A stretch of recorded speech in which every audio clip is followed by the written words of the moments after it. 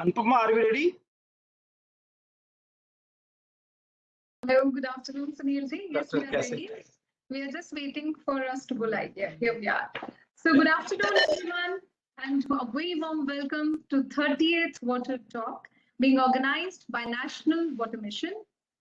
I'm Anupama, the director and editor of Water Digest, and we are glad to be a part of this wonderful initiative of National Water Mission. It's been 2 years, more than 2 years since when Water Talk series and then further Water Tech Talk series have started. As part of this Water Talk, various topics have been covered. Talk has been delivered on various important topics covering water, different aspects of water. While we talked about rejuvenation of water bodies, we spoke about reviving of water bodies. We spoke about reaching out to masses, their community participation in saving water. And today we are here talking about urban water management. And when we talk about urban water management, who else can be a better speaker than Dr. Ramachandran himself, who has also served as former Secretary, Government of India, Ministry of Urban Development, and has also been former Chief Secretary, Uttarakhand State. So, very warm welcome, sir. We are honored to have you here with us. And like always, we have with us Shri G. Ashok Kumar, Additional Secretary and Mission Director, National Water Mission, who is spearheading the biggest campaign, Catch the Rain, Where It Falls, When It Falls, which is all across India, and is also the who incepted the idea of Water Tech Talk series after Water Talks. So without further ado, I leave it to Ashokji to please highlight about today's topic and our chosen speaker. So over to you, Ashokji. Thank you, Anupama. Welcome to Dr. Ramachandran sir, doyen of urban planning and a lot of infrastructure he has planned and created in the country. Welcome, sir. Welcome all of you to the 30th Water Talk and the 17th E-Water Talk. As Anupama mentioned, National Water Mission had been doing this water talk for the last 29 times, right from 22nd March 2019 onwards. We had been doing this water talk, and initially it was on a normal platform where people, 300, 400 people used to visit, and then in Delhi, mostly the Dr. Ambedkar International Center in Janpad, used to have a meeting. Then with Corona hitting us and the restriction on social gathering came, we did not get cowed down with the restrictions. We tried and experimented with e-platform, which has really paid us a lot of different dividends in the form of the number of participants and the geographical reach. So, sir, it will be very interesting to tell you, sir, some of our water talks and the water tech talks, we getting as many as 2.5 million hits for the talk. It's a huge honor for us, sir. And where at the end of these questions, at the end of the talk, many times we have questions coming up from far-flung countries like Australia, US, Nigeria, Dubai, etc. You know, that's the type of participation we get from different parts of the world. And since we had been doing it regularly with the help of Anupama's Water Digest, provides us the technical platform, we are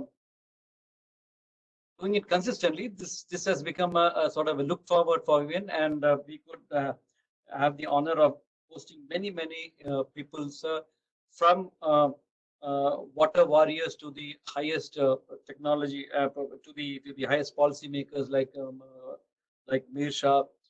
Now you are here today, sir. We had Shashi Shekhar sir coming up. We had Sachin Ojaji. We had people. That's one end of the spectrum, the high end of the spectrum. And we also had very simple people who had done water harvesting and changed the entire landscape of the area they live in, and people who are regarded and respected in the village for the wisdom which they had.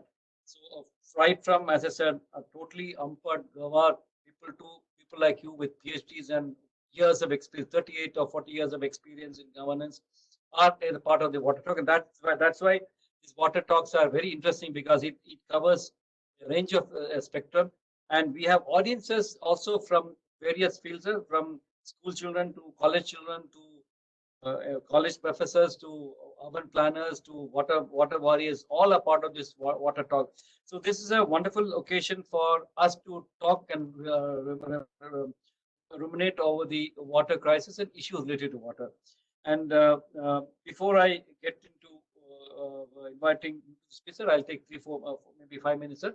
Today we are celebrating the birthday of our Prime Minister Narendra Modi ji, who had actually started a very major campaign called Catch the Rain Where It Falls When It Falls, which is Jal Shakti Abhiyan.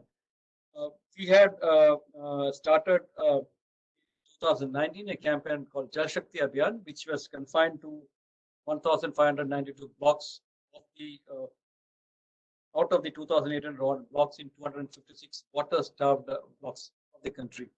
That was in 2019, and the success we could get in that, we had taken it and expanded it further to include all districts in all areas, and breaking the silos of groundwater and surface water, breaking the silos of rural water and our water. It is Water India. So it's like one nation, one water concept which we have brought in. So all water of the country we are considering in the Jal Shakti Abhiyan Catch the Rain campaign started by Honorable Prime Minister today. So we thank the vision of the Prime Minister on his 71st birthday today, when we launched it on the 22nd March 2021.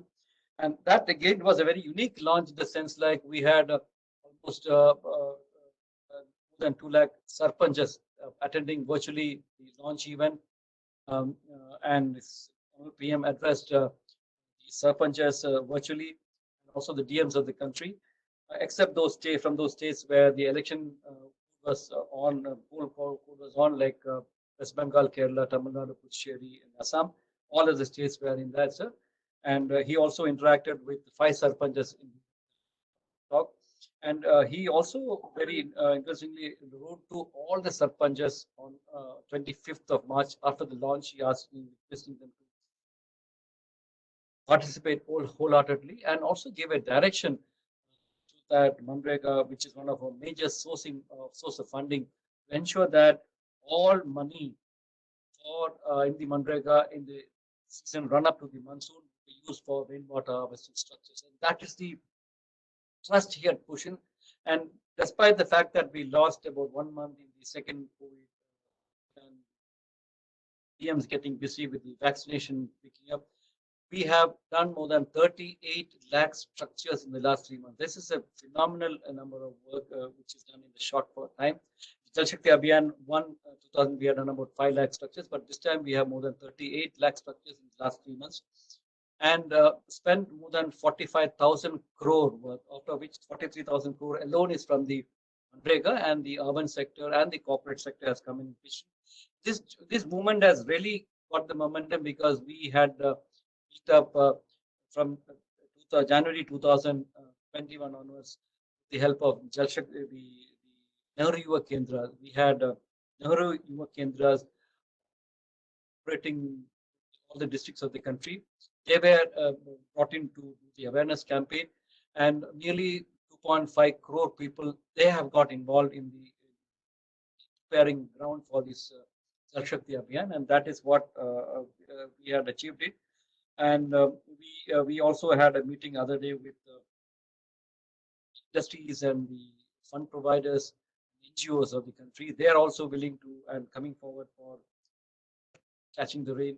And simple solution: catch the rain where it falls, when it falls, is nothing but a decentralized saving of water. Very relevant in the urban sector, because urban sector, we find that many places there is a lot of tanker mafia which runs in the summertime, because they are not able to catch the rain which falls in summer and this in the winter and the rainy season. And we have actually identified very clear distinct strategies for urban areas as well as rural areas, because the issues in urban areas are different, issues in rural areas are different. We have a lot of concretization and tiling happening, and permeability of soil getting affected in urban areas because of all these tiling and concretization going on. And intensity of rainfall has increased, and the number of rainy days have come down. which means that the large quantity of rainfall comes in very short time, and with poor permeability and tiling and concreting, these all comes onto the road and creating havoc.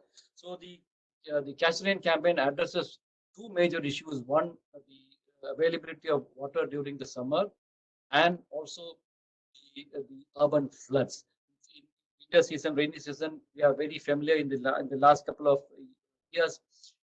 Window bridge in Delhi, iconic picture of a bus almost sunk in water, and many areas. Hyderabad, which is never known to have floods, have suddenly started getting floods, very recurring every season.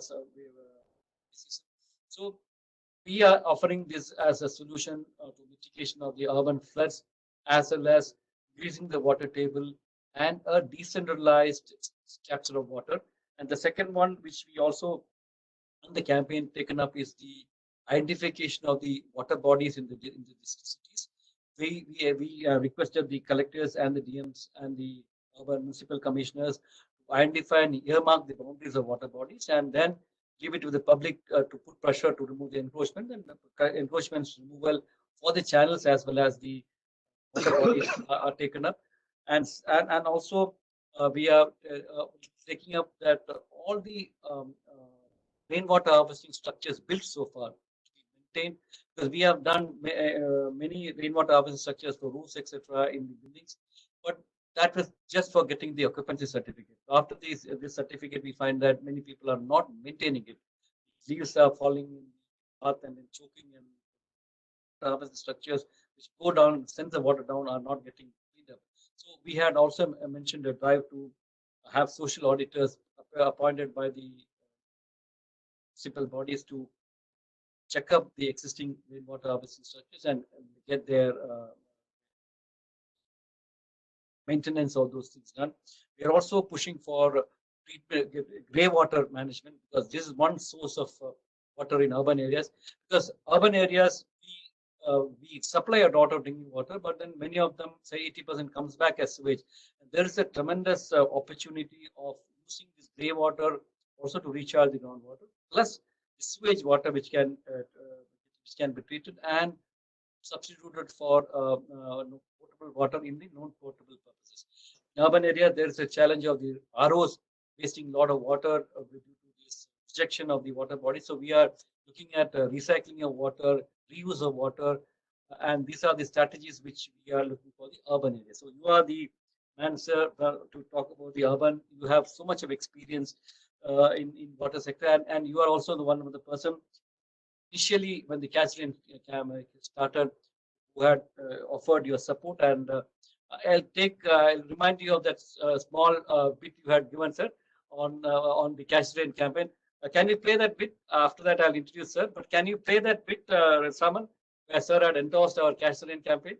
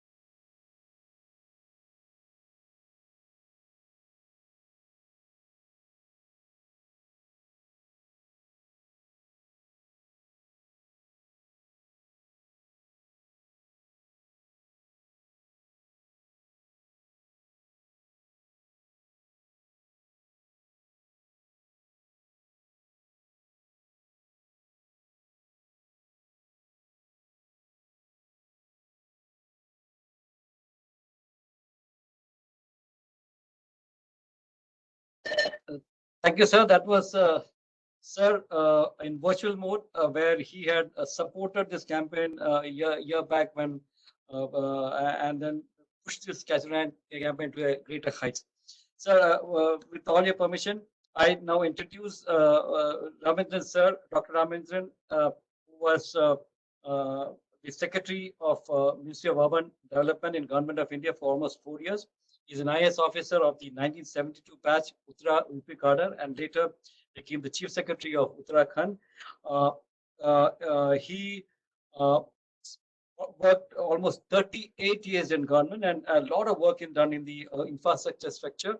And his contribution to the urban sector is phenomenal. He was DM Raebareli, and as I said, then became Chief Secretary of Uttarakhand, and then 4 years Secretary of Ministry of Urban Development. He is an MA in economics, an MPhil in economic planning, and a PhD in project planning. And sir has authored many interesting books, mostly on the urban sector, Uttaranchal, ideas at work, urban revival, building the infrastructure and poverty alleviation models, Delhi Metro and the metro station and its surroundings, India's urban confusion, and etc. etc. And Mavericks of Mussoorie. There are a lot of different aspects of administration he had brought out in his books. He also instrumental in launching the urban awards, urban water awards, and also the national renewal mission. So it's a lot of experience, wealth of experience, and wealth of knowledge and wisdom sir has on the urban sector. And I thank him for coming to this water talk here, and I request him to enlighten us with his wisdom on the urban sector. And urban management, water management is a very, very crucial sector. What you, sir?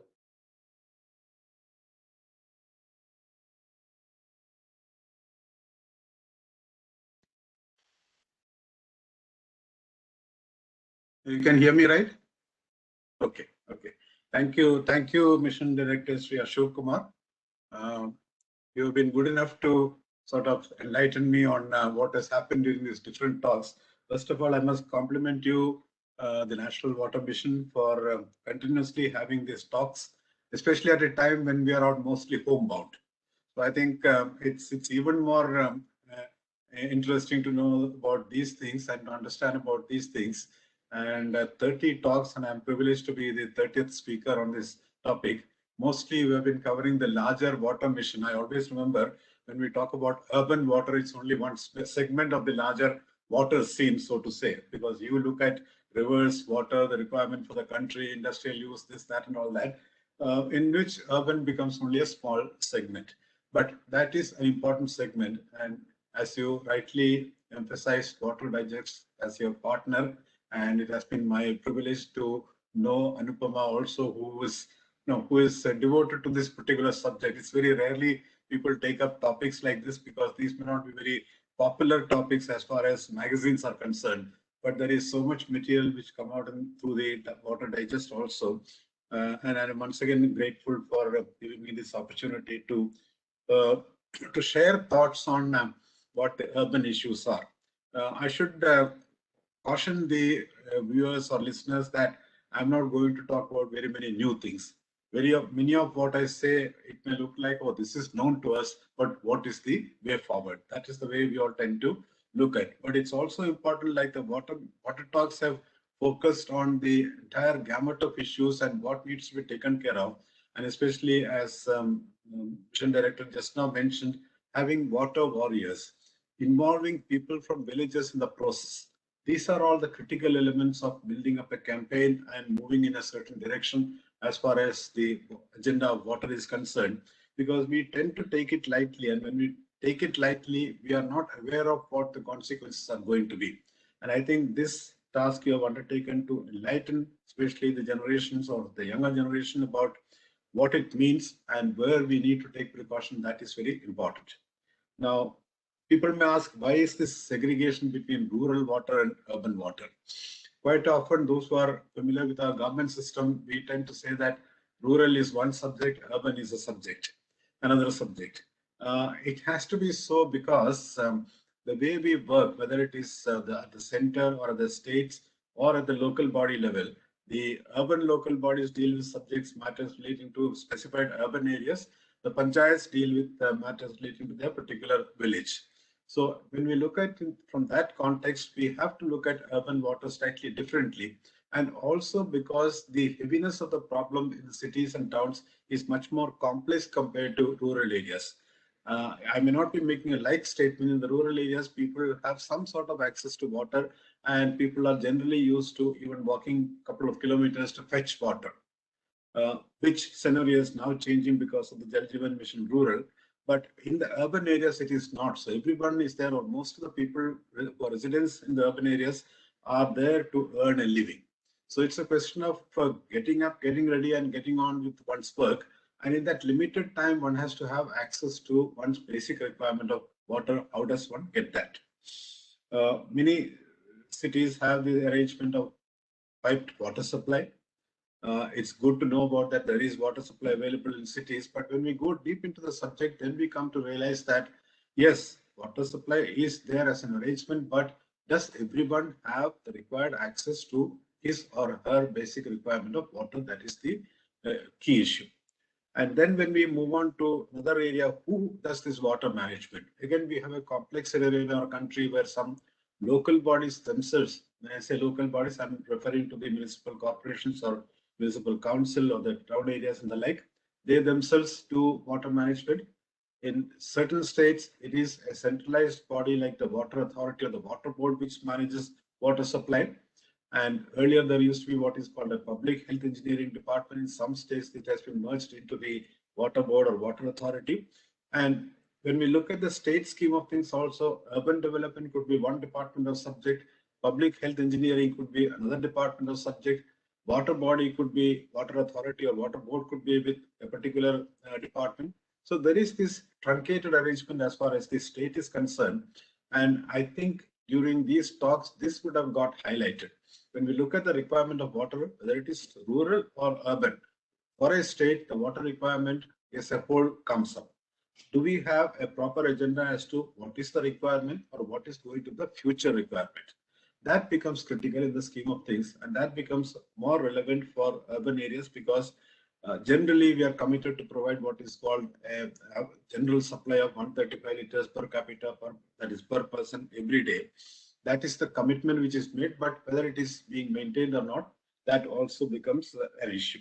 So when we look at urban water, there are these complexities, and the census figure of 2011, which is available to us, 2021 is yet to happen.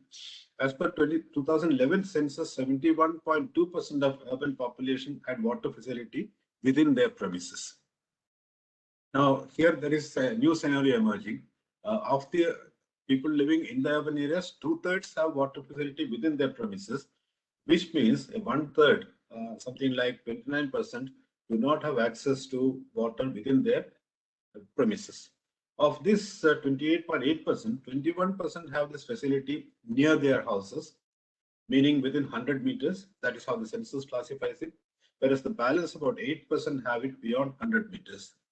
So this figure raises more concern because it came down only marginally from 2001 to 2011, and we have to wait to see what it is in 2021. There are documents which show that access to water increases the productive working hours of the urban poor in general, and the poor women in particular by 1.5 to 2 hours every day. It's also emphasized that access to water and sanitation has positive impact on overall health and decline in disease burden. It reduces household expenditure on health, and that itself has a positive impact on household income. So what is important is access to water to be ensured to each and every urban resident. How do we do that, and how do we move in that direction? While discussing that, what is the bulk availability of water in a particular city or town, and how is that distributed? Does it get distributed fully, or does it get lost while transmission is happening? That's another critical issue. And in all this, who is responsible, who is accountable, that also becomes a key issue. So water supply in Indian cities is generally not a very smooth affair in the sense that it has its own additional implications and complications. Coverage is often inadequate. Supplies are intermittent. pressure is low and quality is often not as per laid down standards. I don't know whether on all these discussions this has come up. This is one point which has always stuck in my mind. What is the definition of potable water in our country? I'm sure, I'm sure Ashok will agree that we have not made bold to announce that this is the potable water which is supplied by each body, whether it is local body or the water body, to each and every individual and citizen. We have not reached that stage. I also recall some discussions happening years back when the urban renewal mission was at its peak. People asking for a right to water. Now, some of that has not really been taken up because it's not such an easy task to ensure that the right to water is there and water is provided as per requirement to each and every individual. There is another report which has talked about duration of water supply in Indian cities. It says it ranges from an hour to 6 hours. Per capita supply is in the range between 37 liters per capita and 298 liters per capita. So that is the range. Non-revenue water accounts for 50% of total water production, which is a huge figure. I mean, what we call technically the non-revenue water, that is water which does not earn revenue, it comes to something like 50% of the total which a city collects to supply.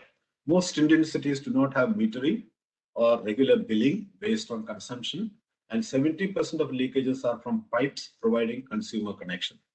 But here I recall, I'm sure the mission director also would recall those days when the urban renewal mission was taken up. There was huge emphasis on replacing old pipelines, because I remember again, Kolkata was one city which had pipes which were laid some 70, 80, 90 years back during the British time. It was not replaced after that. Of course, the quality might have been different at that time. Today's quality could be slightly different. I don't know. Experts may be able to say something on that. So when you don't replace pipes, when corrosion happens, when water gets lost and it is underground, we have no idea as to what is the loss of water which is happening after spending money and pumping water. Again, I'm tempted to recall what Sri Ashok Kumar mentioned in one of his write-ups for the city of Hyderabad, which he was mandated to take up. He had to arrange for 2 projects to transport water from Godavari and Krishna, which is, I think, one is 100 plus kilometers, other is 200 kilometers. That is the distance water has to travel as far as reaching a city is concerned. And nowadays, there is much of a concern about when that water travels through cities, the villagers who are in between, they naturally ask a question that when water is undertaking such a huge travel, why not for us? So that has also become a complex issue when you are trying for bulk supply water to cities. Of course, there are now other means like the seawater being converted into potable water, which is expensive. The mission has been emphasizing rainwater harvesting. Earlier, urban renewal mission also placed emphasis on urban water harvesting, but if it is taken up seriously, how much of a difference it can make, that is something which also needs to be understood. So these are some of the complexities as far as India's urban water management is concerned.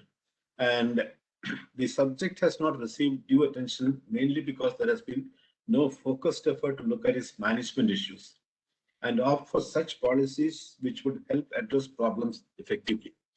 We have had missions, but missions essentially focused on either augmenting water supply or taking water supply to areas which have been left out, or bringing about some improvements. Like again, I recall Hyderabad had taken up SCADA as an arrangement to look at what is happening to the water which is coming in. There are cities, large number of cities where metering could not be taken up because of resistance. I mean, you can have meters installed provided you are assured of supply for at least certain number of hours on a regular basis. But if you are not assured of supply on a regular basis, then what is the point in having a meter and being asked to pay according to that meter? Specifically, I recall Patna was a city where there was resistance to have meters because they had never heard of something like this. And probably residents had got used to living with an arrangement where if water becomes available, it is there. If it is not there, then you have to look for other sources. And that is where probably may not be in cities like Patna, but there are a good number of cities, especially in the southern part of India, where what is called a transportation of water through lorries or trucks. Sometimes they are even called a water mafia.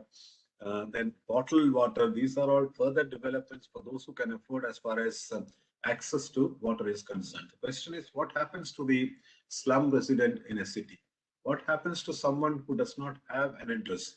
What happens to someone who is located in one far corner of the city? Who ensures that they all have access to water, and whatever water is supplied, it is equitable in its supply and in its range? This is again something which cannot be answered well by any city authority, not to speak of even the specialized water boards and water authorities. So what do we need to do as far as these issues are concerned? That is what should get attention as far as urban water management is concerned.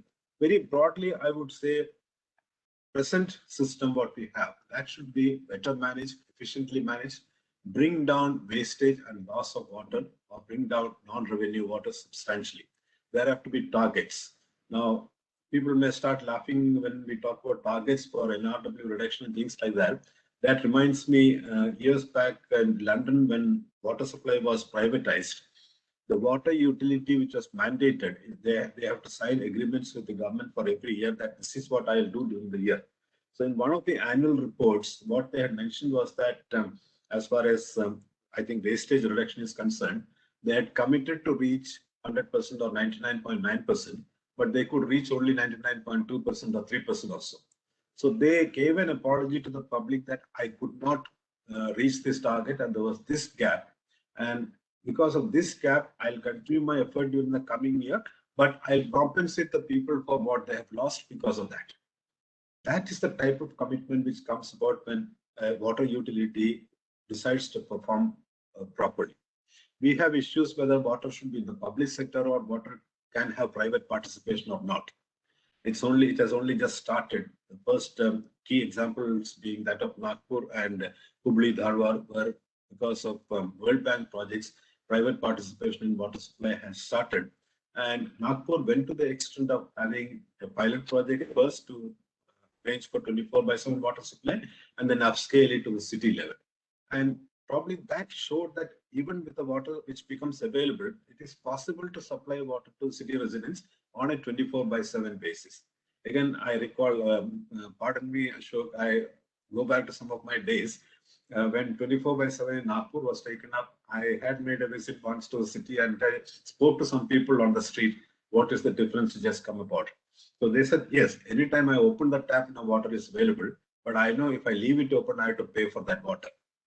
So that's the type of awareness which had come about. But that's in an urban area where people are educated and people have much better access to information. We cannot talk about these things to people who are just looking for water to be supplied to them, at least on a regular basis. And again, I recall the instance of Hyderabad where Shri Ashok Kumar has worked. Water used to be supplied on alternate days or once in 2 or 3 days. And that's the condition of a city like Hyderabad, one of the major cities of the country. So how to bring about that change? That required a lot of planning. And that's where I refer to the efforts Shri Ashok Kumar made years back to bring about that change so that people get at least assured supply of water. May not be up to the standards laid down, at least, but regularity of supply is assured. So this is something.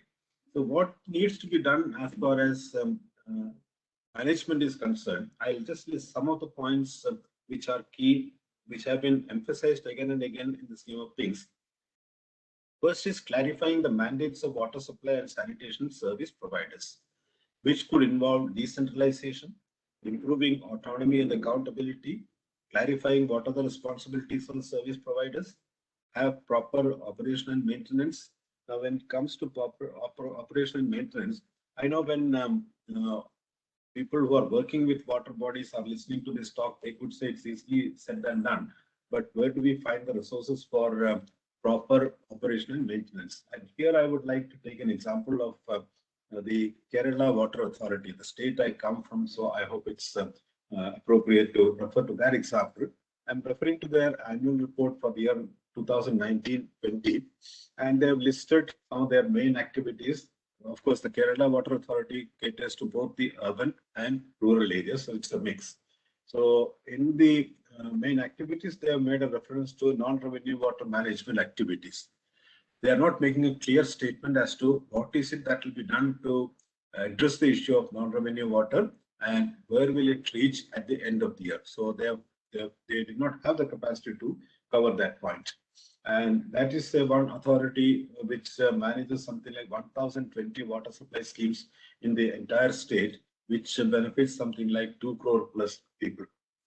And their figures show that their average per capita availability, which they could ensure through piped water, was 84 liters. That is per capita per day availability. So naturally, it varies. It goes to higher levels in some places and lesser in some other places. I must also refer to the point they brought out in their report, that is about the collection of dues. It's well understood that when you have water supplied, those who consume water should pay for that water consumed. That is how these authorities and these boards are supposed to function, by generating income on that basis and then deploying it for maintenance and things like that. So the Kerala Water Authority during the year 1920 had something like, at the end of the year, had something like 1,243 crores as arrears, which at the beginning of that year was 1,166 crores, which grew to 1,243 crores. So we are talking about an independent body which has on its balance sheet an arrear amount of 1,243 crores.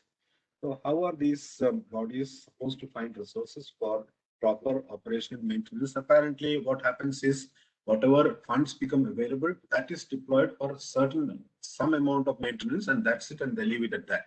Similarly, if a strategy is to be adopted to bring down non-revenue water, again, that would require a proper addressing of the issue and proper deployment of resources. But when one is living sort of hand to mouth and one is left with arrears at the end of the year, then that becomes a critical issue. Now, in the areas which I mentioned, the highest amount was from the non-domestic sector, not from the domestic sector. Non-domestic sector, who should normally be paying for all the water they consume.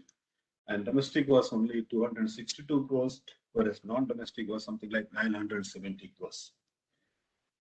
And one more interesting point from the annual report of Kerala is they had treated water samples. During the year, they had treated something like 1,827 water samples, of which 736 samples failed. So this is where I said the definition of potable water, what is the type of water, clean water, which a public body should be making available to the people, and where do they stand with regard to that? At least they had the sagacity to admit that out of 1827, 736 samples failed. Ideally, it should have been a situation that not a single sample should have failed, because you are playing with the lives of people, and you are playing with the lives of people for whom water is made available on payment basis in different parts of the state. But there are issues to be addressed. It's not all that simple. It's not such an autonomous body that they can take all decisions themselves and then find the resources to bring about the changes and improvements. So that is where the scheme of things, as far as the mandate, clarification of mandate is concerned, that becomes important. Another point of relevance would be improving the governance of water supply and sanitation service providers. There has to be adequate autonomy to the service provider, accountability to the local body, and also to customers. There have been proper internal procedures for improvement, and engaging in public-private partnership wherever possible. Now, this again leads to a very huge debate whether water should be privatized. We're not really talking about privatizing water, but we are trying to find out whether service delivery can be improved by private participation, and that can be a better scheme of things with a joint arrangement between what government would want to do and what private sector can contribute. There are instances like Philippines, which took up this on a very huge basis. One segment succeeded, one segment could not succeed. So there are lessons to be learned even from private participation as far as water management is concerned. Financing water supply and sanitation operations and infrastructure development. Financing sources could essentially be from user charges. Public financing should be possible, and phasing out of operating subsidies, targeting development grants, developing public lending capacities, all these have to become relevant. Now, here again, tariff fixation becomes a key issue as far as urban water is concerned. Many say that it should not be on a commercial basis. Of course, it need not be, But those who can afford to pay, they should pay, and those who need support could be provided support. And that is where the concept of public standposts and supply of water and access to water for people living in areas which are far off, all these come in. And there could be a well-structured, balanced policy, which probably the city body could decide on how exactly that is to be worked out so that no one is denied the water which is required. Another point is regulating the urban water supply and sanitation services. Strengthening regulatory functions will be important. Having a regulatory act is something which can be considered. Performance contact for service providers for having a clear memorandum of understanding. Now here, some other relevant points would be, there is a concept called service level benchmark as far as water supply is concerned, which the then Urban Development Ministry has brought out. That talks about access, what needs to be done, and things like that. So ideally, if each urban body could look at where do they stand with regard to the service level benchmarking, and what is the improvement they would like to bring about during a particular year. And at the end of the year, come back to the public and say, this is what we could do. And as I said, in the case of the London utility, this is the gap, this is how we plan to address it. That is the type of dialogue which has to happen between the local body and the consumers. And consumer redressal of grievances, that's also an important point, because quite often we have problems because we are only given bills, and after that accessing the authority and finding a solution is not an easy task. Again, there are cities like Hyderabad which have taken lots of initiatives as far as talking directly or contacting directly the municipal commissioner or the head of the water body is concerned, so that when you don't get solution at the right level, you have access, it gets upscaled to another level. So in these days of technology, what we need to ensure is that at every level, the deployment of technology is appropriate. Water metering is one, then bulk metering were required, looking at where water is getting lost and how to address that issue. For all this, help of technology can be taken, and with that we can conserve a lot of water which is being bought or brought to the city for supply, and that also can be made available to larger number of people. Building capacity, developing procedures, and professionalizing actors of the water supply and sanitation sector. One of the first points I should have made in the beginning itself is that water and sanitation go together. Quite often we tend to look at water as an isolated subject, but especially when we deal with people, water and sanitation have to go together, and there are issues like proper management of sewage, and where recycling is possible, addressing the recycling issue. Waste should not just get dumped, because then that affects the water level. Groundwater recharging were required. All this become relevant as far as proper management of urban water is concerned. So let us not look at this as an issue where water is procured and that is supplied or delivered. That's it. If I can deliver full, fine. If I can deliver only half of it, doesn't matter. Still, I will go on with my life, and nothing can be done. So the accountability factor and bringing in systems whereby these things can work, that is what is important. When we talk about learning from other experiences, other places, other cities, other utilities, these are what are becoming relevant, rather than having an approach of this will go on. This cannot go on like this, especially because water is not going to be available in plenty during the coming years. And there, I think I must make a reference to a just report which was just published yesterday. Niti Aayog's reforms in urban planning capacity in India. It was brought out yesterday. The report refers to what is Composite Water Management Index. It states that as India's water crisis worsens, environmental damage will intensify with increased attempts towards finding additional water resources. So this issue is broadly stated. Worldwide Fund for Nature India has found that Indian cities dominate both current and future lists of cities from across the world with the highest overall water risk. And this has been getting reported off and on. Today, we don't seem to be really, getting to the seriousness of the problem. We manage with whatever water we have. We increase the supply of water. We get it, as I said, we go to 100 kilometers, 200 kilometers, and then find more water and transport it to the city. But there is going to be a problem after some more time, because consumption is increasing, urban population is increasing. we have no proper planning for what is the requirement, where will it come from, and how can we optimize our use of water. A certain standard is laid down, but it depends on what our requirement is and how we can optimize or standardize the use of water. So out of the 30 cities, Indian cities which could face crisis, some of the cities listed are Jaipur, Indore, Amritsar, Pune, Srinagar, Kolkata, Bangalore, Mumbai, Kozhikode, and Visakhapatnam. These are some of the cities which could have problems, and these are likely to face acute water shortage in the next few decades. So who looks at this? I mean, is it the Urban Development or the Housing and Urban Affairs Ministry at the center, or the Urban Development Ministry at the state, or the Water Authority, which may be with another department, another ministry, or the particular city local body? We have no clarity about this particular issue. Who looks at this? And that is why I always am enamored by the initiative taken by the Shakti Ministry and the National Water Mission. We are trying to look at the issue as a whole, and we need to do that. We cannot look at it in a truncated fashion. My city, my water, my problem is solved. I'm not concerned about the neighbor. It cannot be. It has to go beyond that. And that's why in ideal water management for cities, I always tend to emphasize this point that each city should have a picture of what is the water requirement today, what is the water requirement going to be 10 years from now, 20 years from now, and where is that to come from. Like in the area of waste management, we talk about zero waste. Here also, we have to talk in terms of optimizing the use of water or the availability of water, like the mission emphasizes conservation of water, rainwater to be made use of, water bodies to be identified, and we have to, I use the word respect the water bodies because we have tend to ignore them for quite a number of years.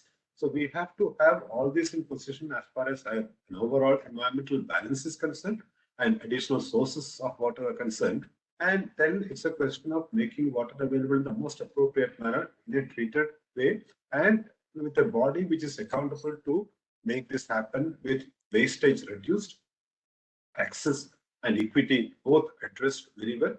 And that is where it should make a huge difference as far as urban water supply is concerned. And it is also important from another point of view. We are committed to the sustainable development goals.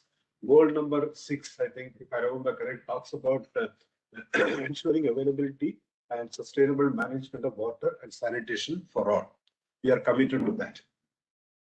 And if we go through the details of those goals and where we stand, globally, millions of people still lack access to safe drinking water, sanitation, and hygiene. That has been highlighted. Some 2+ billion figure is emphasized.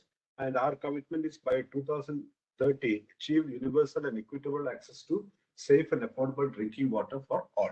So it's one thing to state this. We are already in 2021, and Niti Aayog has a system of taking stock of where we stand. But taking stock is one thing. The ground level plan of action has to be there as far as urban water is concerned. And if that does not happen, and if there is no sensitivity about that, then we are bound to continue like this, and suddenly we will realize that we have a huge problem before us. So it is in that context, I think I should laud the government for the initiative taken in 2019 to have the Jal Jeevan Mission Rural. Quite a number of families have been benefited in the process, and I think by 2024, if my understanding is correct, Ashok, all families, rural families, are to be provided with pipe to water connection. So similarly, again, the mission director referred to the Prime Minister's birthday. I find I'm privileged to talk on his birthday about the other initiative which he has taken up, Jal Jeevan Mission Urban, which I thought was something which should have started happening, but it has been announced, and I believe the details are being structured now. Again, by 2024, each urban resident is to have a pipe to water connection in the city or town wherever they are living, and that I think also makes a huge difference. Now, I do hope while implementing that, the requirement of water is kept in view. Where will it come from, and how will it reach the last person?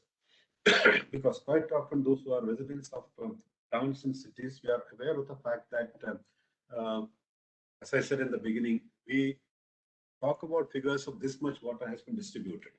But the ideal way of assessing that is if I have, say, 100,000 connections in the city or the town, do each one of them get an average of 30, 40, 50, 60 liters per day or not? And is it ensured? And does someone take stock of the fact that it has been delivered on a daily basis to them? If there are hitches, problems in that, how am I going to address that? So there's no point talking about an average of 89 LPCD has been supplied. Okay, that may be relevant in its own manner. But what should be relevant is how each consumer got his or her supply of water on a daily basis. Does it more or less adhere to a standard requirement, and has that been ensured? And there, I think what becomes important is we have something like 4,041 notified urban bodies, but the finance minister had referred to a figure of 4,378 urban local bodies. I would think probably that is the latest figure. And plus we have another 3,800 plus census towns. I'm not going to the issue of census towns because technically they continue to be rural. So I suppose the Jal Jeevan Mission Rural is taking care of the requirement of census towns also. But what is critical there is today's census town could be a notified urban local body tomorrow. And it could be having a population of 40,000, 50,000, 80,000. What about water requirement in such places? Another matter of concern is we often hear about municipal limits getting extended. Recent example being Pune's municipal limit getting extended. I think it's a huge addition which has happened now. Now, what point of relevance is it for me if I'm a resident of that outlying area and I'm becoming part of the city corporation if some of the basics cannot be ensured? So when these types of extensions take place, outlying areas are added, one of the fundamentals to be addressed, committed and stated should be that this much of water supply will become available to those areas as well. And how is that going to be ensured? In what time it is going to be ensured? Similarly, census towns and the like getting converted into urban bodies. I think one reason why people resist the move is it's not going to make much of a difference, except that for the common man, I have to pay property tax or I have to pay water charges. I'm only asked to pay, but what is it that I'm going to get?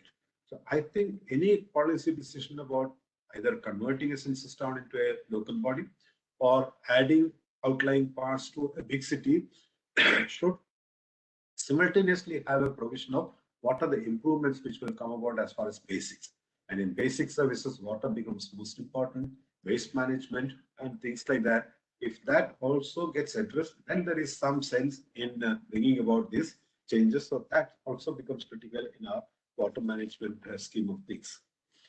Smart cities is another concept which has been taken up. I'm not very much aware of huge programs which have been taken up for smart water management, but there are cities which have taken some initiative as far as smart metering is concerned, and even looking at the bulk supply and managing supply better. Some initiatives are there. Those need to be expanded further on a larger basis, so that because we're talking about smartness and technology, the smartness should mean smart management of water as well for everyone. So that's also something which would need to be addressed. I must also refer to another report on water conservation and digital solutions. And in that context, water conservation, which the McKinsey brought out 3 years back. It highlights, I'm only trying to emphasize these points, water consumption tracking, which pairs advanced metering with digital feedback messages. That is metering plus digital feedback system. That's also important because only then the consumer feels satisfied. Can nudge people towards conservation. So there could be a positive contribution towards conservation if that is addressed in such a manner. It could reduce consumption by 15% in a higher income city where residential water usage is high. Although its effectiveness depends on whether it is paired with a pricing strategy. Now, when we talk about pricing strategy, water sector is one sector which does not have a regulator. Neither the water body is under a regulator scheme of things, nor do individuals who have some grievance have a place to go to. Municipal services broadly does not have much of a regulatory system, but water, if these changes are to be brought about, will have to be brought on a system like that also, especially because tariff fixation is going to be a big issue as far as water is concerned. It is not like electricity and other sectors, because water is a fundamental requirement. The report further says in many parts of the developing world, the biggest source of water waste is leakage from pipes, something which I started with. I'm just re-emphasizing that point. Deploying sensors and analytics can cut these losses by up to 25%. So these are known. Now, how do we make this work? If the government itself cannot find the resources, then we need to have private participation. We need to have institutional finance. I'm told for the urban mission of Jal Jeevan, there are banks which are willing to participate in the process.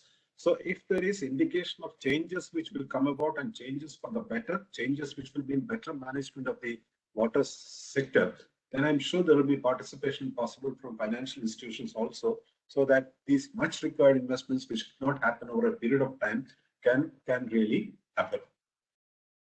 So that's another important point which we have to keep in mind when we look at urban water issues are concerned. I think I'll conclude by making a reference to, once again, our mission director's experience in Hyderabad years back. I always like going through that and referring to that once again. He was talking about the year 2008. Things have changed since then. And he had the huge task of bringing about changes as far as water supply in Hyderabad is concerned. And by November 2008, by taking various measures, of course, with the support of the policy makers and the decision makers, he could bring in a system of daily water supply to the core areas of Hyderabad on a regular basis, and that too treated water supply could become available daily. Now, we are talking about a city where, as I said, once in 2 days, or I don't know, once in 2 days or 3 days or so, water used to be supplied. I mean, that was, I would call the callousness of the system. I mean, if I cannot get my water on a daily basis, I do not have sources of water in my premises. I do not have hand pumps. I do not have, I cannot afford to pay for trucks of water to be delivered to my doorstep and things like that. So if I don't have that basic, where do I go? I mean, what do I depend on? And these are all some of the basics which have been addressed in the urbanization strategy globally. When we look at big cities, we talk about big cities development and all that. These are all the fundamentals which have been addressed as far as a person's day-to-day life is concerned. And that is something which we owe to the people. So there are initiatives, there are steps which are being taken. So that combined with a proper strategy of management of urban water, where even in the existing given situation, very many changes are possible, but the will has to be there. The capacity has to be there. And that's why I refer to these individual examples. There is no dearth of individual examples. It is possible to do. In addition to Hyderabad, I also refer to Nagpur as a potential study center where 24/7 was work. There are other cities which started trying, even with the same amount of water which becomes available, 24/7 could be ensured. So the peak pressure on water in the morning hours or evening hours will not be there. It gets distributed during the course of the entire day. So these are all possibilities, and I do hope our systems will take note of this and be serious about bringing about these changes. Probably one of the tasks the National Water Mission should take up in collaboration with the Ministry of Housing and Urban Affairs, if required, if there is a turf issue, is to have these fundamentals in position. Water to be managed properly. State level strategies, city level arrangements, and target oriented approach, benchmarking, taking into account the requirements of the people and the feedback of the people, and committing to changes on a year-to-year basis and accounting for those changes. That has to come about. And with that type of commitment, I think it should generally be possible to find more resources outside the government budget, and those resources could be deployed for a better supply of water, better management of water in our cities. I think I'll conclude at this stage and leave some of the points if I have left out for discussion during the discussion which will follow now. Thank you, Ashok, for this opportunity, and thank you for the National Water Mission for giving me this opportunity. I hope I've made some contribution to generate some thoughts on better management of urban water. And if this message goes down, I'm sure that will also lead to some change in our scheme of things, combined with, especially because there is a huge mission which is going to come about. We owe it to the people, make water available, but for that, the water which is already there has to be efficiently managed. Thank you very much. Over to you. Thank you, sir. It was a very, very wonderful talk, sir.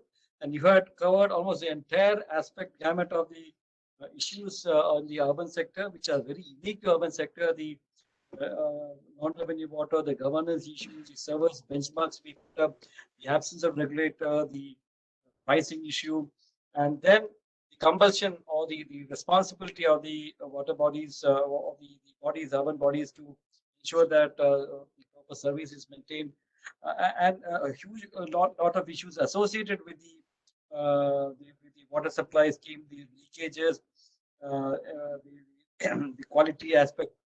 There are multiple aspects of it, and you had touched almost everything, sir. It was great how we could ensure that the private participation or giving the service to the private sector to come in and join us in the Jal Jeevan Mission Urban can probably change, can be a game changer in some of the places. Sir, the SCADA, the use of technology, all you had covered, sir. I just take 1 or 2 minutes, which I suddenly remembered when you said, sir, the feedback, which is very, very essential. You said about the digital feedback from the people to get on the supply, whether we talk averages of 89 liters per day to average person, it is an average. So some people may get 0, some may get 300. The average comes to 89, that doesn't make any sense. So that is exactly the point, sir. And the importance of feedback had been very good, sir. I had a program at that time called Dial-O DM. Every third Friday, I used to come to the TV station and get calls for 1 hour. Both galis sunte they, sir. But then over the years, I think the very fact that somebody is sitting there to listen to the gali things really work down. Pressure is a very major issue in many of the cities, sir, and that's where the metering is an issue, because they feel that meter comes in series with the pipe, and that reduces the pressure in the house. Many people used to throw away the meter just to say that the pressure hamara nahi hai. And many cities, there are other issues with pit taps. Because of this low pressure, they used to pit taps. They used to dig big pits, and then the water used to take from that pit.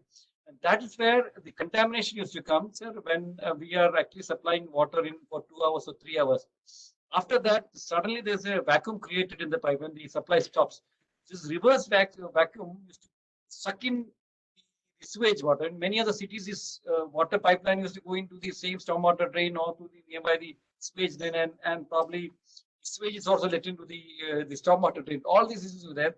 This reverse pressure used to suck in this water, and the next time when the water comes in, the first time the water comes in. So these are all some of the big issues which we had faced in the urban management. But as you mentioned, SCADA and all had helped us in really maintaining this daily water supply with the existing available water, because see, it is very difficult to water augmentation. And as you rightly mentioned, many cities bring water from long distance. Issue now is water in a closed water area. We are introducing a large quantity of water from outside. Because what if you have a small 200 kilometer area of 600 square meter area city? If you're bringing water from outside, it is actually adding to the water load of the city.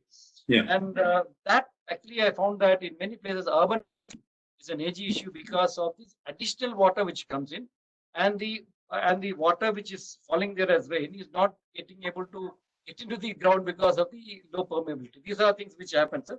So it's a very excellent talks which you had covered, a very great gamut of this thing. So I now leave it here open, sir, for the public to ask questions, because not many times people get an opportunity to speak eminent person like you with so much of experience. So I leave it open for the public to ask questions. Thank you. Anupama? Thank you, Ashokji. Thank you, sir, for your insights. And there are already queries coming in. So I'll quickly introduce our participants with the format. And I'm glad to see that there are regular, viewers and regular participants also, and they are well versed with the system and the format. For all those who have joined us for the very first time, you have an option of raising hand. In the chat box also, you can write or you can also raise your hand. So whatever way you would like to put forward your query, please do that. Once you raise the hand, my team will unmute you. You can introduce yourself and then put forward your query. So we are open for the question answer session. And we have a hand raised already. I request Dr. Dharamveer Thareja, you may please ask your query. Thank you. It was very enlightening to listen to this talk and feedback. I have seen I stay in Delhi, and I have seen there has been a change. All private constructions now can go to 4 stories plus a lower level. So it's kind of a 4-story construction now. And almost everyone is putting a pump in the main line to push water on top of 5th story. And it is very common to suck sewage water in the times when there is no water supply. And this kind of a planning, when you allow 5-story construction to be permitted in the master plan, without ensuring that proper supply, and this is a real health hazard. I have brought to the notice of the Delhi Jal Board, but not too much advantage. And certainly pipelines are very old, almost 60 years old. I want, like as a urban development issue, how this can be resolved.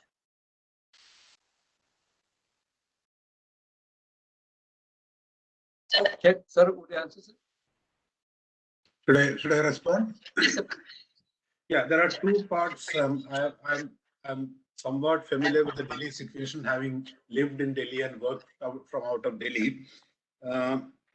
Delhi Jal Board is the authority which is responsible, as you said. I don't know how brazenly this is being done. I don't think there is any provision for sucking water out like this. And if there is a complaint, it should be acted upon. And this is something again the Delhi Jal Board has to do. That's what I said.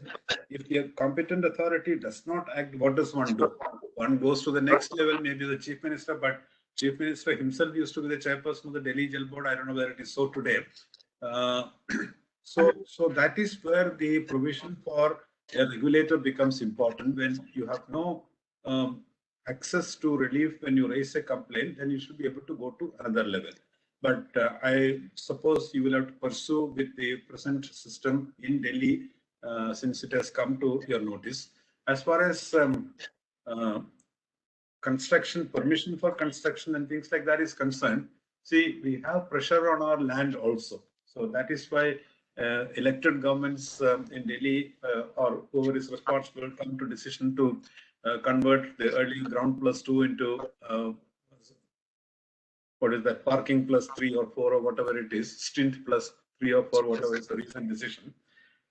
Ideally, when construction approvals are given, the local body is supposed to take note of the water requirement as well. Water requirement in the sense that when that many residents will be occupying that building, what would be the requirement and where will that come from? And since there is a permission applied for undertaking construction also, I'm sure the water requirement also is projected, and how the water requirement will be met also is projected by the constructing agency or body, whoever it is. So this is where it stands. And unfortunately, I must say, the transparency arrangement in our scheme of things, it's not all that great. I must take the question at another point I always hold dear to my heart. I had once mentioned to the Delhi Metro MD that whenever you undertake a construction, you have a display board saying that this is the work being done here. This will take 7 months. Please bear with me for your inconvenience. That is a transparent way of working. When you cause dislocation to people, inconvenience to people, you tell the people that this is for your betterment and this is the time period for which I'll be continuing to cause this disturbance to you. So similarly, when building plans are taken up, I suppose there could be a display at the site itself that this is the approval detail and these are the arrangements as far as taking up construction is concerned. There could be some obstruction on the road. They are not supposed to, and they are supposed to pay for that as well. if these things remain transparent, I think that would be a better way of doing things. So still a long journey to address these issues, but I do hope discussions like this will take us further to that step. So may I add 1 or 2 points? Sir? Please. So one is, sir, actually in many cities, the urban planning body or the urban body and the water bodies are two distinct entities. In Hyderabad, for example, building permissions are given by the GHMC and the water is handled by Hyderabad Metropolitan Sewerage Board. So there is a total disconnect there also in many places, many big cities. Chennai has also a separate board, Bangalore has a separate board. So the urban planning is handled by someone else and the water is handled by some other body. Second, unfortunately, when you make the urban planning, the urban development authority or something, water is actually missed out in many ways. You go for greenery, you go for FAR regulation, you go for zoning, you go for all these things, but somehow water is left out. So that's why in the last couple of years they had been trying to link up the urban water management plans, because also with Namami Ganga and with this School of Architecture, we're trying to come out with some urban templates for this urban planning, sir. When we try to list out things, what the generally urban planners look at car parking, they look at the FAR, they look at the density of people, they have good open space, all these things. But in the scheme of things, water is always missing. And if you look at it, sir, the many cities have rivers flowing by. So rivers is a very good resource for a city to build on. So there are cities like Paris and all, Paris and all, you have so much of income generated out of the city. But in our case, we use city to dump all the sewage so that it is transported to the city down below. This easiest way of dumping and our sewage and our dirt has become this city, and then cities and many places have become very narrow. Yamuna is in Delhi is an example. It doesn't flow at all. Only flows when there is a rainfall, and then after 2 months, it again becomes a dark, solidly, almost like a solid high viscous discrete because of the solution. Somehow there's a disconnect between water and urban planning. So probably this is something which probably you also have to push it up at your level, because what you say would have a lot of this thing. So probably the urban planning also should have a very close link with the urban water management plans, and they should be integrated. That's what I feel. Thank you, sir. Next question. I request Mr. Ashwani Diore, you may please ask your query.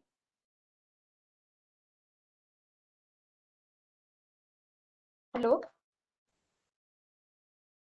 Hello. Go Can you ahead, hear please. me, ma'am? Go ahead, please. Actually, thank you so much for this wonderful session. I am myself Ashwini Devre. I am currently preparing for civil services. So it was a wonderful session, joining first time. Actually, while preparing for my studies, I went through the portal. Then I got to know that sir is going to have this as a speaker. He will be joining this session. So I'm really glad to be joining this session. Just I have a question related to being a student. What can I do for saving each and every drop of whatever the peoples are wasting?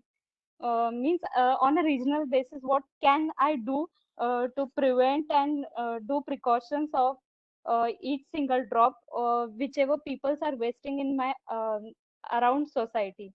So I just need a query. This was only a single query that I need to know from sir. What precautions can I take to save water? And thank you for this wonderful session. Thank you, Ashwini. First of all, let me compliment you and let me wish you all the best in your attempt. This is the type of response we would expect from a youngster like you. What is it that I can do? You remember that famous statement of Kennedy. What is it that don't ask what is the nation, what the nation can do for me? What is it that I can do for the nation? So similarly, I must slightly stretch your point. See, when the urban renewal mission was at its peak, one of the points taken up was that since we have municipal corporations or municipal councils and we have corporators, councillors at one level, the level has to be taken down to what is called a ward level committee, and then further down to what is called an area sabha. Area means at each polling booth or polling station level of 1,000 voters or 1,200 voters or so. So we should have an area sabha for people's participation at the local level, then the ward committee at the higher level, and the topmost level would be the council. That is for further decentralization of municipal administration. Unfortunately, most of the states did not pay attention to this. Of course, Andhra Pradesh legislature for area sabha, and states like Karnataka, Maharashtra took some steps to have it. So what you are saying would ideally gel with a concept of an area sabha. If your local body is prepared to take it up, it could be a statutory arrangement. It need not be a statutory arrangement, but this is where individuals can contribute. So what you can do is, in your own vicinity, you could start studying what is the use of water, what is the wastage of water. You may recall, I don't know whether during your times it came up, during our times it used to come up on TV and all that. When you're brushing your teeth or when you're shaving, you leave the tap open. You're not supposed to do that. You're supposed to close it when the requirement is over and then reopen it. Even that is wastage of water, and that contributes to the national wastage. So similarly, look at each household, each individual's behavior, have an awareness built as to what is the water being used and how it can be brought down, avoiding all the unnecessary flow of water. And that becomes important because if you are paying for your water according to a billing arrangement as per a meter, then you are paying for water wasted as well. So awareness campaign should start from that level. And with the Jal Jeevan mission coming up, if you're a resident of an urban area, I'm not sure whether you're in an urban area or a rural area. If you're in an urban area, it talks about conservation. It talks about water bodies being protected. It talks about various other steps which to be taken at the local level where the current availability of water can be conserved. Rainwater harvesting. Again, urban mission provided for rainwater harvesting in each of the new buildings which are coming up, whether that is happening or not. So you can start making contribution by organizing yourself and a couple of others who are interested in this, and then taking it up in your locality, and that would really start making an impact. Then others would look at the initiative you have taken and they would want to do that. Look at the number of initiatives taken by individuals. They started as very small initiatives. They did not bother for publicity or they did not bother for recognition, but they took the initiative and put the idea forward. So similarly, when you have some time, look at this and contribute to this process. Thank you.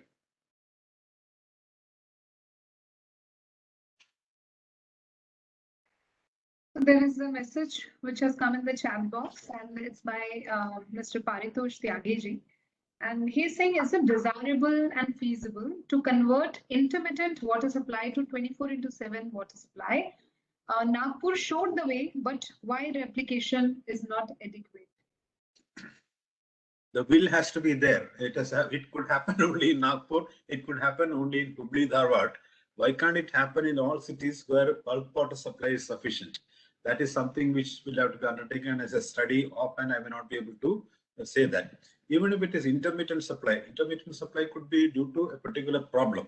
But if that city which you are referring to has certain amount of bulk supply, that supply itself could be regulated in such a way that at least for 3 hours or 4 hours or 8 hours, whatever it is, the supply is assured. It may not reach the 24/7 unless bulk supply is augmented, is possible. But if there is enough bulk supply and wastage levels are brought down, if it is 40%, 50% brought down to an acceptable 10 to 15%, additional availability of water is there. And if it is managed better and if it is distributed, and as mentioned, there is a commitment that say 8 to 12 or whatever, 6 to 12. That is the time when water would definitely be available in each every part of the city. That is something which can work. So short of 24/7, we could aim at assured continuous supply of water for certain number of hours, by which the local body or the water body should stand, and they should make all efforts to ensure that that happens and there is no slippage as far as that commitment is concerned. And if there are slippages, they are addressed immediately and they communicate with the people that this is the problem which has come about, this is how we are sorting it out in this many days. That is the type of communication required so that people feel confident about the system which they have. Thank you. I had one small question, sir. So somehow we are not emphasizing the recycling of grey water. I mean, that's probably one of the easiest way of getting water substitution, because it is very, when if you recycle it at very less cost, grey water can really substitute for the water we use now for the non-potable purposes.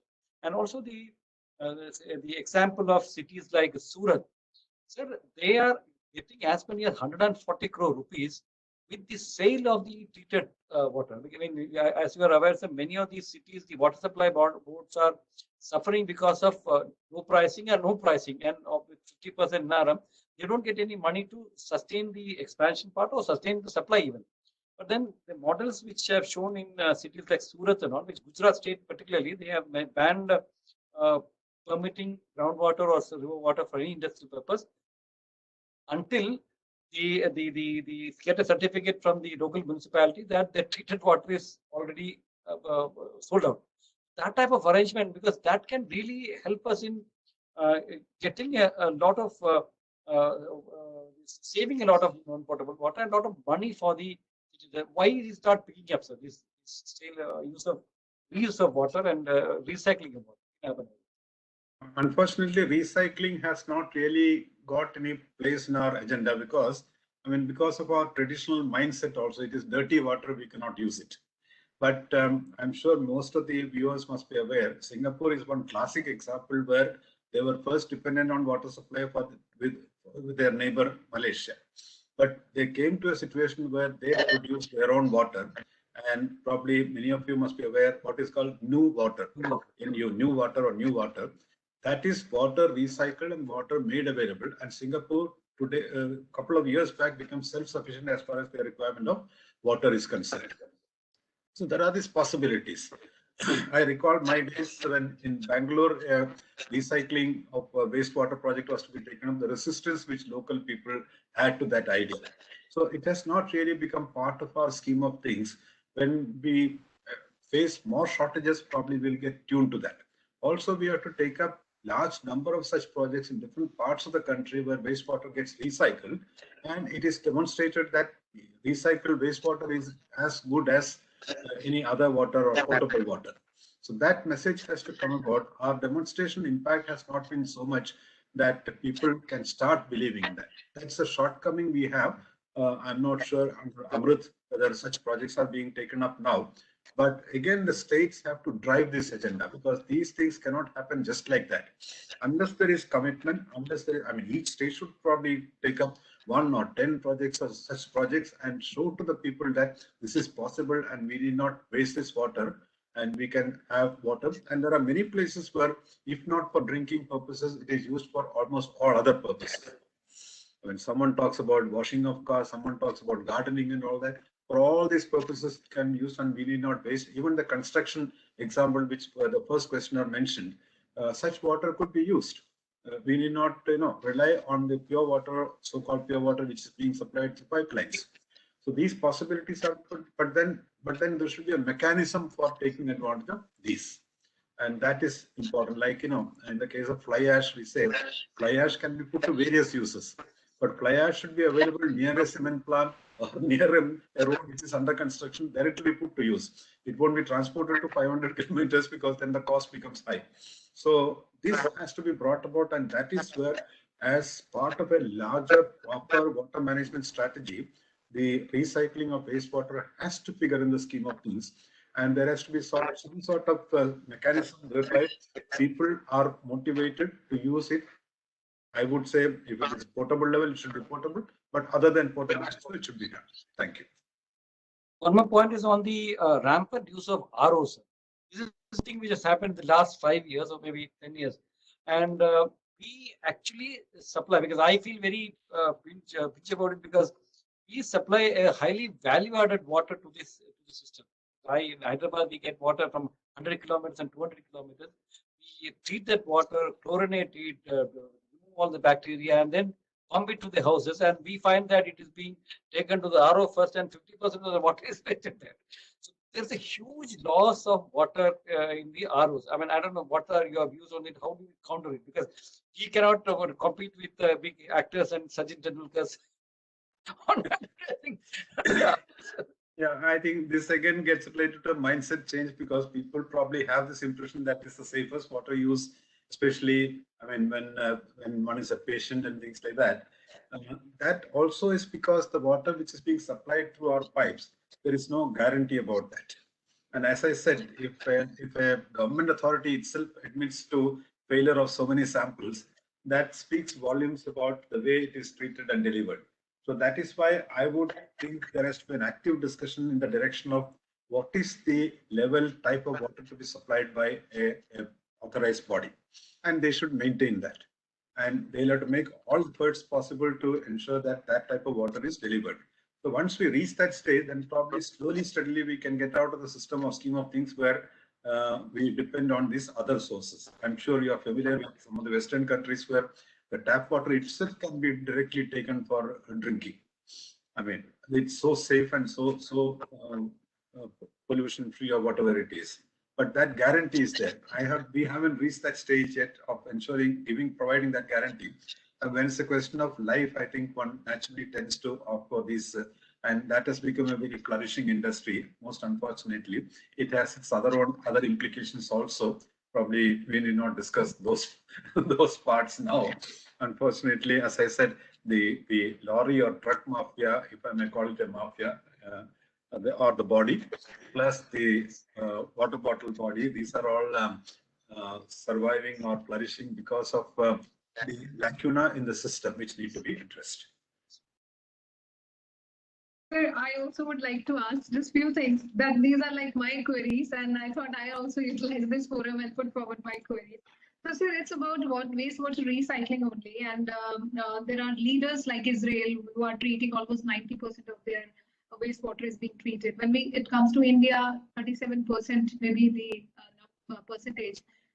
So, sir, do you think it's because of the technology, or even if we bring such kind of technology, how good are we with our infrastructures that we can actually, increase the level of wastewater reuse and recycling here in India? And sir, second query is about new water, and like world leaders like Singapore who came up with the concept of new water. And do you think that can ever become a success in India because of the cultural barrier we have? Long back, like not long back, but yes, we've been hearing about Amravati, wherein we were hoping that a lot of technology was coming from Singapore, and we were hoping to, have a small Singapore made in Amravati city. So, do you think the kind of cultural barriers we have will be ever, in that direction to achieve success through this concept of new water? See, as they say, necessity is the mother of invention. So when we reach a stage where these are the options possible, we will tend to go according to that. I was just trying to think, I'm sure there was resistance to using gas chulas in the rural areas at some stage, because firewood was supposed to be most appropriate as far as a chula is concerned. But today we have reached a scenario where household women prefer gas chulas. So there is a change which has come about. Unless someone orchestrates against its use or issues, I think these are bound to happen. It's a question of acceptability being there and it getting demonstrated. I refer to the example of a city like Bangalore where wastewater recycling could not be taken up. I'm talking about more than 10 years back. So there are situations like that. But mindset change has to happen. People have to see so that they can believe this is possible, and then it will become possible. That would be the broad response. As far as recycling is concerned, one has to look at the cost factor also. See, when we are struggling to provide water transported from whatever distance it is, or from wherever it becomes available, and it has to be delivered. On top of that, if you have to add a technology and investment for recycling, that becomes an additional cost, and probably the results are not all that guaranteed. So one looks for options, possible options, immediate options. That's why wherever water is available, let's get it transported and let us distribute it. Again, when we talk about proper management, these issues have to come into that and get built up and it has to be demonstrated positively, and these have to be built in the scheme of things. So those would be the responses to the 2 points, Anupama, which you are raising. It will take time, and many things have changed over a period of time. So, and I think change takes its own time. But when the pressure is too much, the change happens faster in such areas. I'm sure there are parts of our country where such type of changes have come about also. Rather than walk 2, 3, 4 kilometers every day to fetch water, if there is another option which becomes available, people would opt for that. But that option should not be something which is imposed on people just like that. It should be demonstrated and it should be proven to the people concerned. That is what is important. Sir, Thank you, sir. 2 points I would like to say. Bangalore, particularly in the last couple of years, because we are having regular water talks and a lot of people from Bangalore city join us in our talks. Some of the agencies which have done in Bangalore, so they have actually doing a wonderful thing of taking this wastewater, because you don't require very high costly treatment for a purpose to be used in irrigation and all. So if you are looking for a new water, probably since you are taking or consuming that requires a very high traditional level of treatment. But if you have a single first layer or second layer of treatment, that can be used for the irrigation facilities. So I am told in Bangalore, sir, many large quantity of water, treated water at a very lower level of treatment, is being sent to Kolar, other districts, pumped out maybe 50, 60 kilometers away, and the farmers are taking that as a very useful input, because for them this is a nutritive water. Because what happens with the sewage and all, they have a lot of nutrition associated with. Remove the pathogens like E. coli and all, then the water would be very useful for the irrigation facility. So I am told that this has become a very major source of irrigation in neighboring cities of towns or villages of Bangalore, where they get the water pumped from Bangalore city, the treated, very low treated water. Sir. That's one thing. The second thing, sir, Anupama, I said, I think that my always take is for a low technology catch the rain, sir. When we are getting mufat mein pani, why do you spend so much of money on technology? So my vote goes for catching the rain and storing it, and then you.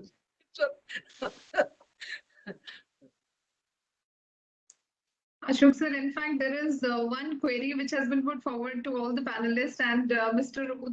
Udit Narayan is wanting to know that how is the progress, because as per him, he feels the progress is still slow when it comes to on-ground movement, and he's suggesting to get support from NGO. But before you add on to things, I would also like to say that, just a day before, there was again a meeting hosted by a National Water Mission where a lot of NGOs, funding partners, and industry players have been brought together so that there can be synergy in the work and there can be a support from each other in implementing this work.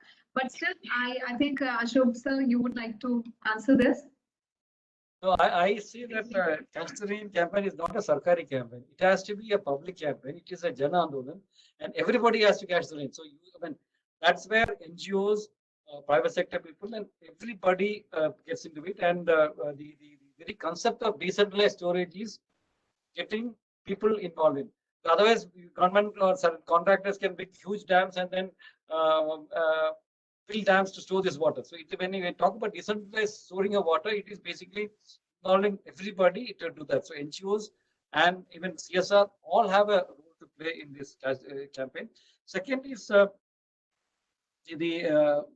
was mentioning, capacity building is one area which we are finding there's a problem, because as a part of the campaign, we are looking at making appropriate rainwater harvesting structures suitable for area. What is suitable in Himachal Pradesh or in Ladakh? They make stupas out of water, the ice stupas to store water. That can not be done in Rajasthan because it will melt away. So, depending upon the climatic conditions, depending upon the soil substrate, we have to have rainwater harvesting structure, and that is where we have come out with the concept of Jal Shakti Kendras. The two idea of major factors which are prompting us to propose these Jal Shakti Kendras in every district is, one, to break the silo, because water, as you mentioned, sir, it is divided into big urban water, rural water, groundwater, and surface water. They don't talk to each other, and the probably we found that collector is one agency or one institution where they can be all brought together in a district. So we have suggested that in every collectorate, we can go down to the block level also. We don't care. We should have a Jal Shakti Kendra, which will be the repository of all information related to water in a district. How much rainfall it comes, how much water you are getting from river system, how much rain water is used for agriculture, how much is the groundwater level, which are the blocks which has less water going down, up, down. All because now it is for a person to get information on water, you have to go to 25 different agencies. So this Jal Shakti Kendra would be one knowledge center which would tell the people what type of rainwater harvesting structures should be made. Because depending in a district also there are different soil substratas which requires different type of rainwater harvesting structure. Depending upon the area, what is the type of rainwater harvesting structure is required, what is the cost of it, who will be helping you to do it? Because in many times, even sir, in Delhi also, there are many people who come and ask me, where do you get rainwater? I'm saying everybody talks about it. So I always mention it's like COVID. Everybody talks about COVID. Nobody understands COVID. So rainwater harvesting structure is also something like that. Everybody talks about it, but you ask them to build one, many people do not do so. So in the Jal Shakti Kendra, we are focusing on one, technical knowledge on making the appropriate rainwater harvesting structures. Second, a water knowledge resource center for the district people as well as for the collectors to get information on water resource. If this is done, sir, we are also in the Jal Shakti Abhiyan campaign planning two more things. One is to prepare a database of all the water bodies in the country. It's a very interesting thing, sir. Even now, we don't have a very comprehensive database of water bodies in the country. So we are doing a crowdsourcing approach where we are asking the collectors and NGOs and all to give us information into our portal. We have a portal also designed, jssetr.mow.gov, where people can upload the photographs of various water bodies and information of the water bodies. We'll do a ground truthing and then make a water body database of water bodies. And that can be used for scientific planning also. Now, we find that many places, are very, very large number of water bodies, water harvesting structures constructed in Manrega for the sake of construction. So they may not have sufficient water to catch in the second rainwater harvesting structure coming 100 meters below the first structure.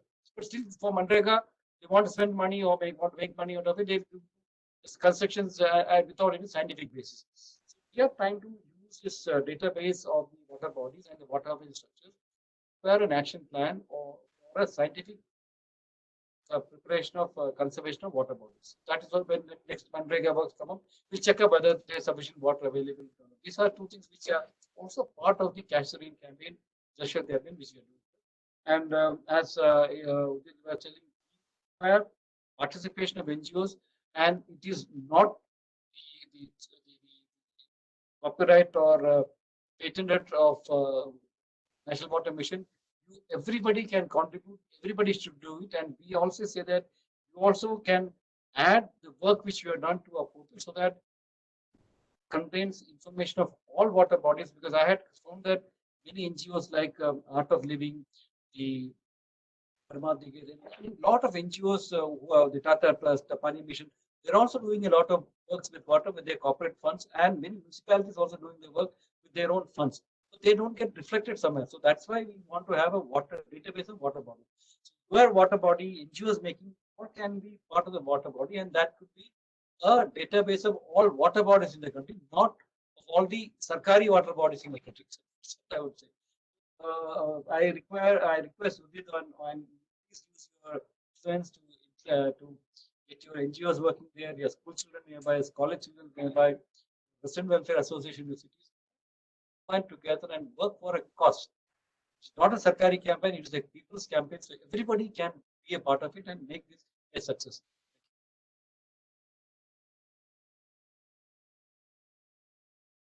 So thank you, sir. And I think we've taken up the queries, whichever we got in the chat box as well as through hand raise. And with this, we come to the end of question answer session. So now, Ashokji, would you like to say something Yes, about the overall session? Thanks.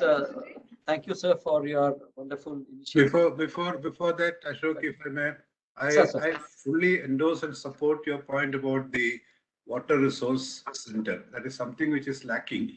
I mean, I know for certain on the urban side, we At that time also, we tried to take an initiative of something like a water institute or a resource center, because as you rightly mentioned, and Anupama asked also, if some city wants to understand what is the way to go about, there should be a place which they can contact and get guidance possible. To some extent, I think ASCII's water center is doing this work, but that's a limited way of doing things. But a mandated center is a requirement which is a repository of technology related information, initiatives taken in different parts of the country, and sharing of initiatives taken. All that would become important, because let us think of some local body, some small town in some part of Karnataka or West Bengal or so, who want to take some initiative. What is it that they can do? They can do nothing about it except to find out, who is available to talk about this also. But that access to information and having something like a center, now that is something I don't know whether you can still pilot it, whether it is joint for what I call rural and urban, but we have to have a center for this type of arrangement where it is a, let it not become a, as you say, Sarkari center. It should be a vibrant center, and probably with participation of some water associations and things like that who have a stake in that. And if something like that comes up, and that's a requirement of that, and that's what I think governments are supposed to do now. Let the rest of the work be given to wherever private participation is possible and the like. But this repository of knowledge is something which is important, which has to come about, which in the normal scheme of things, probably governments may not want to take the initiative today just to find the money for that only. So it has to be a composite arrangement where others also chip in, those who have interest and those who would like to take it forward. And I don't know, if all local bodies want to participate in this process, that itself could be a big contribution. If not all, even 1/4 of them chipping in, that would make a big difference. So that is something which I would think really needs to be pursued, because there's no point talking about this in a haphazard manner from time to time and then forgetting it. And I think this is a requirement. These are all sectors where this type of guidance, access to information, access to what is happening and what is possible, that is required. I would think that needs to be pursued. So actually, sir, National Water Mission, we have actually taken up in a big way, sir. Every district, we have given them almost 2 lakh rupees to the district collectors to set up this Jal Shakti Canal. We have also set a common logo also, so that there is a common feeling of commonality. When one person goes to some other districts or something, they feel that this logo is resembles. I mean, it's a place where you have Jal Shakti Kendra. And sir, we have actually requested collectors, if you want to go down to block level also, go down to urban zone level also, so that localized information is available. Because there's no point in telling a person of various rainwater harvesting structures to a person who wants to construct a rainwater harvesting structure in say in some Jagannath or Bangalore. He should know what's to be done there. He doesn't want to get a theory of what is being done all over the world. Yeah. That is the local information which we are trying to provide it, sir. And I had written in the letter that the simplest rainwater harvesting of the Jal Shakti Kendra would be just a mobile number. It could be just a mobile number made publicity through entire area of local area, and it can be with a person who has the knowledge of the subject of the local area, not even a doctorate of anything of larger scheme of things. What is required in the local area, and who are the persons to be contacted to make a rainwater harvesting structure in your place. That's the simplest thing I said. A mobile number, it could be with the person who is not highly educated, or the person who has knowledge. It need not be a Sarkari person, it need not be an NGO person, it can be anybody who will be able to address the issues of water for the people, and it's the information center. Second very important thing which you mentioned in the Jal Shakti Kendra was that they will not handle any funds. When the fund comes, all these problems come. We said they are basically information center and guidance center for the technical guidance for the people. That is the limited but very big role they have to play. And we would like to have this localized Jal Shakti Kendras. And as you rightly mentioned, a repository of all information of all the country, we are doing it, sir. If you look at the National Mission website also, sir, we have the information of all the water talks which we have done, all the various experiments which people have done. These are all available in our website. So our website is also, a lot of people visit. and then get information on the successful models of in various parts of the country. That's taking. So at the national level or at the state level, we would like to have by a knowledge center, as you rightly mentioned, for the state and national level. National level, we'll work out on a, now that internet is available, sir. It is could be a cloud storage of information, so anybody can access it everywhere. We don't need a physical big air conditioned room and all to get the information on books and all. That's what we'll do. Thank you, sir, for your guidance. We always look forward for your vision and guidance in particularly in urban management, sir. Thanks for sparing your time and making this very informative talk. So this will be available in our website also. People will be just coming back and seeing it and get back and as a reference also. Once again, thank you for coming and giving this lecture. Very informative, covering various aspects in the. But I request now the formal vote of thanks from advisor Sunil. Thank you sir. आज के हमारे मुख्य वक्ता पूर्व सचिव शहरी विकास मंत्रालय श्री रामचंद्रन जी, अपर सचिव मिशन डायरेक्टर श्री अशोक कुमार जी, सभी वरिष्ठ अधिकारीगण और इस कार्यक्रम से वर्चुअल माध्यम से जुड़े सभी श्रोतागण का मैं आज इस जल संगोष्ठी में हार्दिक अभिवादन करता हूं। आज 17 सितंबर का जो दिन है वो बहुत ही महत्वपूर्ण दिन है, क्योंकि आज के दिन हमारे माननीय प्रधानमंत्री श्री नरेंद्र मोदी जी का जन्म दिवस है और साथ में मेरे cadre IDSC Indian defence service of engineers का रेजिंग डे भी है। मैं अपनी तरफ से, आप सब लोगों की तरफ से हमारे माननीय प्रधानमंत्री जी को उनके जन्म दिवस पर बहुत बहुत हार्दिक शुभकामनाएं देते हुए उनके अच्छे स्वास्थ्य और दीर्घायु की कामना करता हूं। मैं अपनी तरफ से, नेशनल वाटर मिशन की तरफ से, आप सब लोगों की तरफ से आज के हमारे वक्ता श्री M रामचंद्रन जी का हार्दिक अभिनंदन करता हूं और भूरी भूरी प्रशंसा करता हूं कि जिस तरह से उन्होंने अर्बन वाटर मैनेजमेंट के बारे में अपने विचार प्रकट किए। आज का उनका विषय था urban water management in India, issues and the way forward, जो कि अपने आप में एक बहुत दिलचस्प विषय है। उन्होंने शहरों के अर्बन एरिया में आने वाली जल के समस्याओं के बारे में बताया, उनका समाधान कैसे किया जाए उसके बारे में बताया, और उन्होंने अर्बन पुअर कम्युनिटी के बारे में यह बताया कि अगर अर्बन पुअर कम्युनिटी को जल की उपलब्धता हो जाए तो उनमें बीमारियां कम होती हैं, उनकी सेहत अच्छी हो जाती है और उनकी इनकम में भी इजाफा होता है और शहरों की गरीब औरतों को इसका सबसे ज्यादा लाभ होता है। उन्होंने अपने कार्यकाल के दौरान बहुत जल संबंधित कार्य किए हैं। आज मेरे पास हमारे सम्मानित वक्ता के प्रति आभार व्यक्त करने के लिए पर्याप्त शब्द नहीं है। आपके जज्बे को सलाम sir, a big salute to you sir.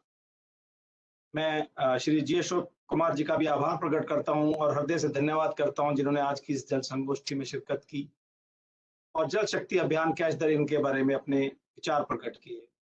आज जो आपने वर्षा जल संरक्षण के बारे में अपने विचार प्रकट किए हैं, उससे इस जल संगोष्ठी को एक महत्वपूर्ण प्लेटफॉर्म मिला है। हम आपके बहुत आभारी हैं। मैं धन्यवाद करता हूं नेशनल वाटर मिशन की टीम का, जिनके अथक प्रयास और सहयोग से यह कार्यक्रम अच्छी तरह संपूर्ण हुआ हो। जो प्रत्यक्ष और अप्रत्यक्ष रूप से इस कार्यक्रम से जुड़े हैं, जैसे water digest team, media team of department of water resources, उन सबका भी मैं हार्दिक धन्यवाद करता हूं। हमारे माननीय प्रधानमंत्री जी का कहना है कि हमें इस जल आंदोलन को जन आंदोलन में बदलना है।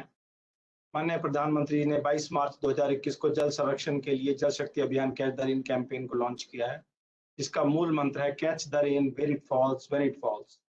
मैं आप सब लोगों से अपेक्षा करता हूं कि आप सब लोग भी हमारे जल Shakti Abhiyan catch the rain campaign को पूरा सहयोग देंगे और इसमें पार्टिसिपेट करेंगे, ताकि हमारा देश जल उपलब्धता में आत्मनिर्भर रहे। मैं सभी उपस्थित लोगों को वाटर टॉक के सत्र में शामिल होने के लिए और आज यहाँ पर हमारे वक्ता की हौसला अफजाई करने के लिए इस सत्र में पूरे उत्साह, विश्वास, ऊर्जा के साथ हिस्सा लेने के लिए धन्यवाद करता हूँ। मैं सभी उपस्थित सज्जनों को यह भी बताना चाहता हूँ कि नेशनल वाटर मिशन हर महीने के दूसरे शुक्रवार को वाटर टेक टॉक और हर तीसरे शुक्रवार को वाटर टॉक का आयोजन करता है। आप सभी लोगों से गुजारिश है कि इन दोनों जल संगोष्ठियों में अपनी भागीदारी दें और इसमें आने वाले वक्ताओं का उत्साहवर्धन करें और उनका ज्ञान प्राप्त करें। मैं अब ज्यादा समय न लेते हुए आज के धन्यवाद प्रस्ताव को यहीं समाप्त करता हूं। Thank you very much. जय हिंद। Over to Anupama. Dhanyawad, Sunil sir, and thank you, Dr. Ramachandran sir. It's always a pleasure and honor to read your articles, to hear from you, and to listen to all your, insights. And thank you, Ashok sir, for giving us a chance to partner and be a part of this wonderful initiative of National Water Mission and much more, which you keep doing. And thank you all the participants, because I had been seeing regularly a couple of names at 30th Water Talk, and we still hold those participants who were part of the first virtual Water Talk with us. And in fact, they are also the key participants in the Water Tech Talk also. So keep watching, keep participating, keep putting forward your queries. And if by any chance we are not able to take up your query here, we'll ensure that your questions are answered, and all those FAQs will find their place on National Water Mission's website. So till then, stay safe, take care, and join us for the Water Tech Talk, which is scheduled for 8th of October soon. Thank you. Thank you. Thank you very much. Thank you. Thank you.